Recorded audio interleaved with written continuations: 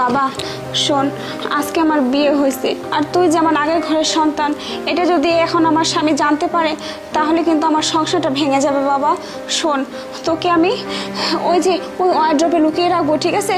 তুই একটু কথাও বলবি না, তুই কিন্তু কোনো কিছু বলবি না, তাহলে কিন্তু আমার সর্বনাশ হয়ে যাবে, আমার নতুন সংসার ভেঙে যাবে। আচ্ছা মা, ঠিক আছে। চল বাবা, তোকে আমি তাড়াতাড়ি লুকিয়ে ফেলি, তাড়াতাড়ি চল।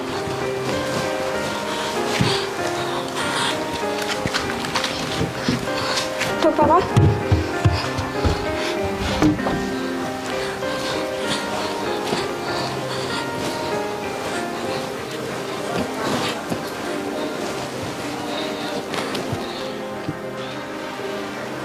কি অবস্থা? আসসালামু আলাইকুম। ওয়ালাইকুম আসসালাম। তো কেমন কাটলো সারাদিন? মন খারাপ নাকি আত্মীয় স্বজনের জন্য? না, একটু তো খারাপ লাগতেইছে। আচ্ছা শোনো, আমি আমার মনের একটা গোপন কথা তোমাকে বলি।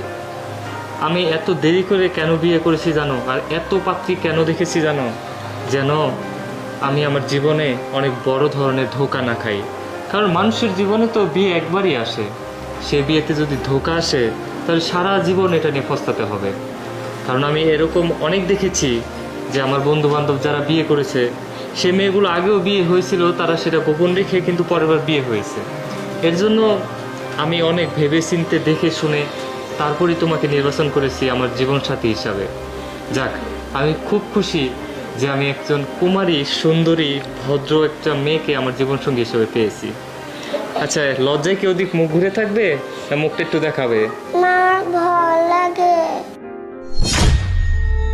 আরে, এখান থেকে মনে হলো কোনো বাচ্চার আওয়াজ পাওয়া গেল, মা বলে ডাক দিচ্ছে, দেখি তো। আরে না, যাও না তুমি। এই বাবু, তুমি এখানে কেন? হ্যাঁ, এটা আমার মা। এটা তোমার মা? প্রিয়া, কি বলতেছে বাচ্চাটা?